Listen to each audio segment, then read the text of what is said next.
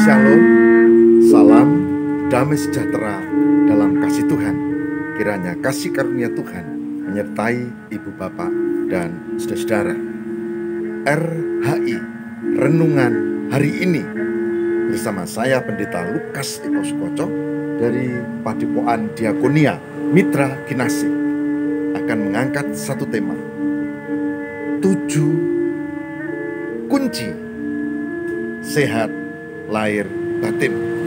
7 kunci sehat lahir batin. Siapakah di antara kita yang tidak ingin sehat? Pasti ibu bapak dan saudara ingin sehat. Sehatnya pun tidak hanya fisik, tapi lahir batin. Sehatnya tidak hanya tubuh, tapi juga psikologis, pikiran, spiritual, bahkan sehat dompetnya. Nah, itu juga menentukan. Sehatnya komplit, tidak hanya lahiriah, tapi juga batin, yang termasuk psikologis dan spiritual. Nah, hari ini saya akan mengajak kita untuk mempelajari 7 kunci sehat lahir batin menurut kitab 1 Tesalonika pada pasal 15. Jadi itu tidak karangan saya sendiri, tapi itu belajar dari kitab suci. 7 kunci tentang sehat lahir batin yang kita bisa pelajari bersama. Mari kita bersama siapkan diri kita untuk hal ini. Saya akan mengajak kita untuk membaca kitab 1 Tesalonika 5. 1 Tesalonika 5 ayat yang ke-14 sampai dengan 22. Saya ulangi, 1 Tesalonika 5 ayat 14 sampai dengan 22. Yang demikian sabda Tuhan. Kami juga menasihati kamu, saudara-saudara, tegurlah mereka yang hidup dengan tidak tertib. Hiburlah mereka yang tawar hati, belalah mereka yang lemah, sabarlah terhadap semua orang. Perhatikanlah supaya jangan ada orang yang membalas jahat dengan jahat, tetapi usahakanlah senantiasa yang baik terhadap kamu masing-masing dan terhadap semua orang. Bersukacitalah senantiasa, tetaplah berdoa, mengucap syukurlah dalam segala hal, sebab itulah yang dikehendaki Allah di dalam Kristus Yesus bagi kamu. Janganlah padamkan roh, dan janganlah anggap rendah nubuat. Ujilah segala sesuatu dan peganglah yang baik. Jauhkanlah dirimu dari segala jenis kejahatan. Itu saudara 1 Tesalonika 5 ayat 14 sampai dengan 22. Yang berbahagia barang siapa mendengarkan firman Tuhan ini dan yang memelihara dalam kehidupan setiap hari. Mari kita renungkan hal ini lebih mendalam. Kunci yang pertama ditulis dalam 1 Tesalonika 5 ayat 14, yaitu kami juga menasihati kamu, saudara-saudara, tegurlah mereka yang hidup tidak tertib. Tegurlah yang tidak tertib. Hibur mereka yang tawar hati. Hibur. Belalah mereka yang lemah. Bela. Sabar terhadap semua orang. Sabar. Saudara, dari ayat ini 1 Tesalonika 5 ayat 14, kunci yang pertama diringkas dalam satu kata. Saya menyebutnya berempati. Berempati tentu landasannya kasih. Berempati ikut merasakan orang menghayati. Kalau itu orang yang hidupnya nggak tertib, kita berempati bukan membuli, bukan menjelekkan, bukan menghakimi, bukan lalu membenci. Berempati terhadap orang yang seperti ini adalah mendekati dan menegur penuh kasih. Kalau itu orang yang sedang sedih, orang yang putus asa, orang yang tawar hati, berempati caranya adalah hiburlah mereka. Kalau yang lemah, yang secara sosial tidak mendapat keadilan, berempati berarti belalah, bukan cuekin, tapi belalah. Kalau orang itu sekitar kita karena situasi dan kondisi ini menjadi ada perubahan perilaku psikologis sosial, maka berempati berarti kita tidak ikut-ikutan. Dan ayat ini mengatakan sabarlah. Maka kunci yang pertama kalau kita mau hidup sehat lahir batin adalah berempati. Kalau itu dilakukan, saya yakin, sangat yakin, berdasarkan firman Tuhan ini, maka kita akan merasakan sehat lahir batin, hidup kita bermakna, sahabat dan teman kita bertambah, bahkan kita bermakna bagi orang-orang di sekitar kita. Karena apa? Karena kunci yang pertama adalah berempati. Nah, kunci yang kedua. Kunci yang kedua ada di ayat berikutnya. Di 1 Tesalonika yang kelima ayat 15. Kalau tadi kita berempati, kalau mau dapat yang lebih dalam lagi, yaitu kunci sehat lahir batin, maka yang kedua ada di ayat 15. Dikatakan demikian. 1 Tesalonika 5 ayat 15. Perhatikanlah supaya jangan ada orang yang membalas jahat dengan jahat. Tetapi usahakanlah senantiasa yang baik. Senantiasa yang baik terhadap kamu masing-masing dan terhadap semua orang. Oke? Jadi apa kunci kedua?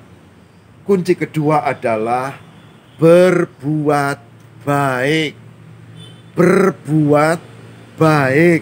Maka dikatakan di sini, jangan ada orang yang membalas jahat dengan yang jahat. Usahakanlah senantiasa yang baik terhadap kamu masing-masing dan terhadap semua orang. Kalau pengen sehat lahir batin, maka tidak cukup kita berempati, tapi juga harus real berbuat baik. Berbuat baik kepada orang-orang di sekitar kita, bahkan orang-orang yang tidak seiman, tidak seide, tidak separtai, tidak sesuku. Semua orang, Alkitab katakan semua orang. Bahkan orang-orang yang membenci kita, bahkan orang-orang yang mengkafir-kafirkan kita. Kita harus berbuat baik.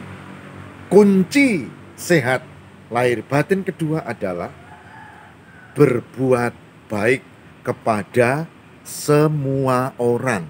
Bukan hanya ke temannya, bukan hanya pada yang satu agama, tapi kepada semua orang. Kunci kalau kita mau sehat lahir batin adalah tidak marah-marah, bisa menerima kenyataan. Dan itu dalam ayat ini dikatakan ayat 16, 1 Tesalonika pasal 5 ayat 16 dikatakan bersukacitalah senantiasa. Bersukacitalah senantiasa. Bersukacitalah senantiasa. Itu kunci ketiga. Kembali ke guru saya, lalu gimana bersukacita? Anak tidak nurut. Ya saudara, kalau teorinya gampang, yang mau kuliah siapa? Yang mau punya masa depan siapa? Orang tua boleh mengarahkan, tapi orang tua menurut saya tidak semestinya memaksa, apalagi menindas anak. Jadi ya bersukacita. Tidak mudah memang, tapi itu yang bisa kita lakukan. Karena tidak mungkin kita memaksa. Kita akan makin tua, anak-anak makin dewasa, harus menentukan masa depannya sendiri. Dan adalah tidak realistis kalau kita akan mengawasi mereka terus. Ingat, sudah bukan anak, bukan remaja, tapi mahasiswa. Saya bisa berkata begitu setelah saya renungkan. Waktu itu ya saya diam aja, tidak berani ngomong. Tapi inilah kunci yang ketiga. Bersukacita. Orang yang bersukacita, meskipun dia punya masalah, dia lalu bisa membedakan.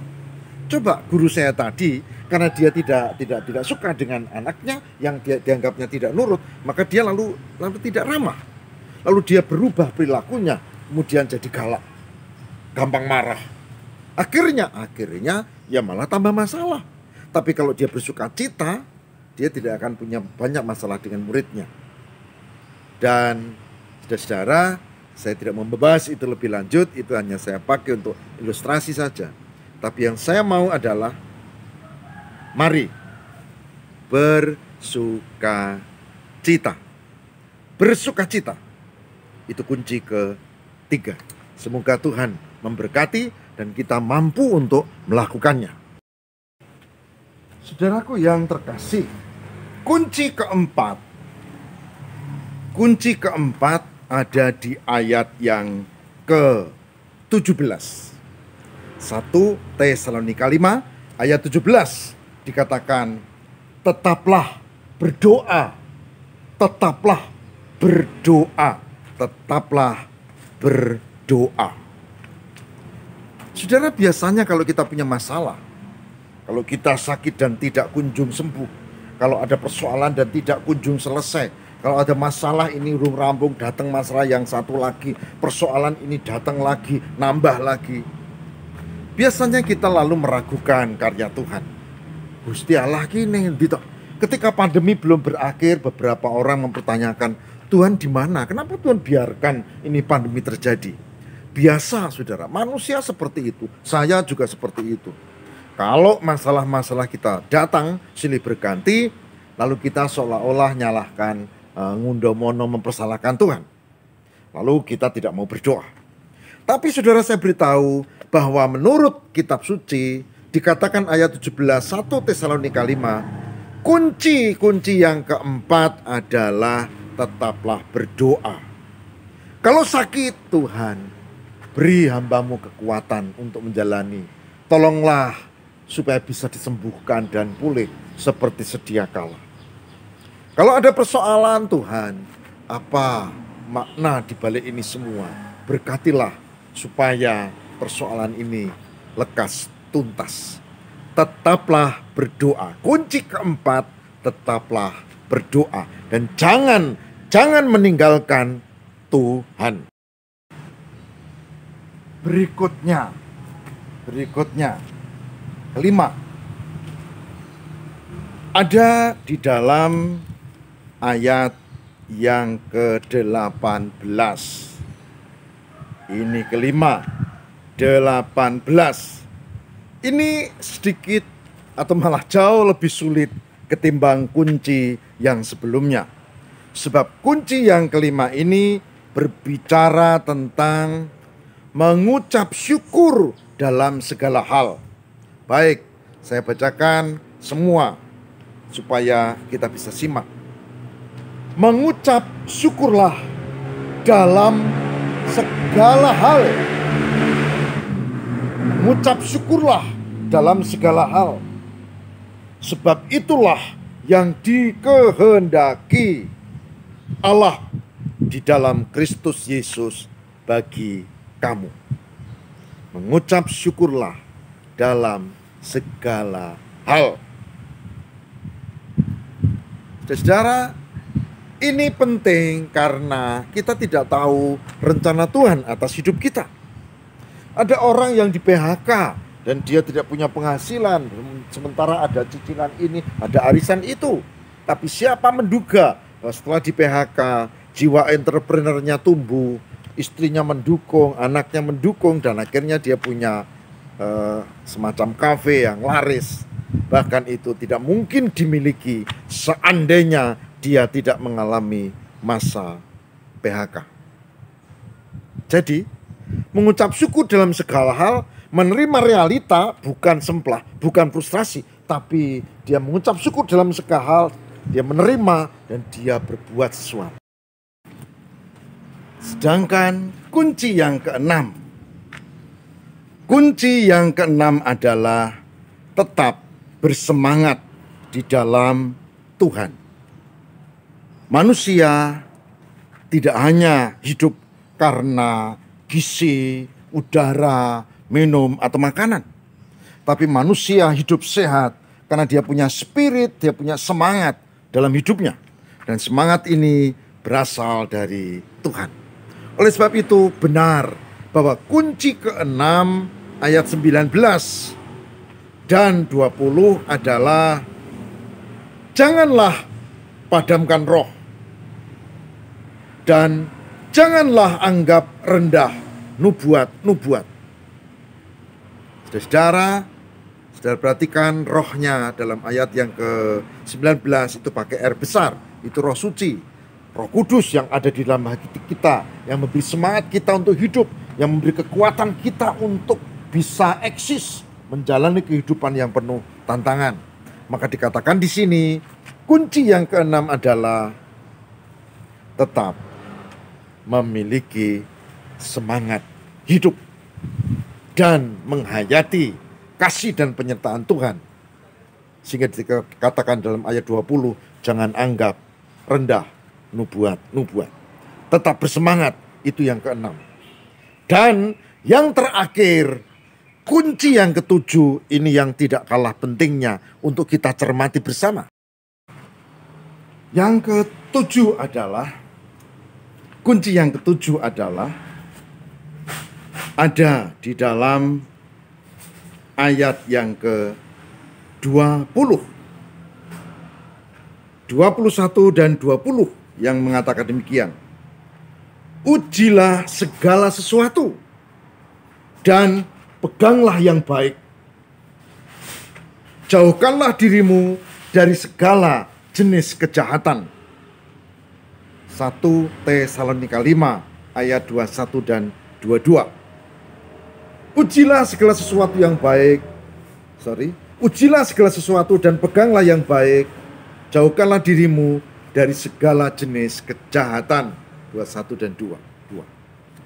Saya menyingkat bagian ini menjadi bersikap bijak.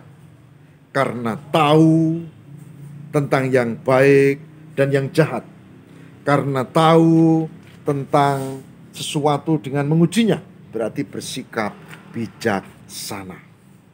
Jadi kunci yang ketujuh adalah bijaksana dalam menjalani hidup. Jika 1, 2, 3, 4, 5, 6, 7 kita hayati saudara, saya yakin sehat lahir batin kita dapat dan kita merasakan kasih dan penyertaan Tuhan. Kita berserah dalam doa. Semoga Tuhan memberkati kami untuk memiliki 7 kunci hidup sehat lahir batin berdasarkan 1 Tesalonika 5 tadi. Semoga Tuhan memberkati kami untuk bisa menjalaninya dan kami bisa menjalani hidup di dalam penyertaan Tuhan. Berkati yang masih sakit, berkati yang masih daerahnya merah oleh karena pandemi COVID-19, berkati proses untuk vaksinasi, berkati pemerintah, berkati pemimpin-pemimpin kami sehingga bisa menjalani tugas dan fungsinya dengan baik.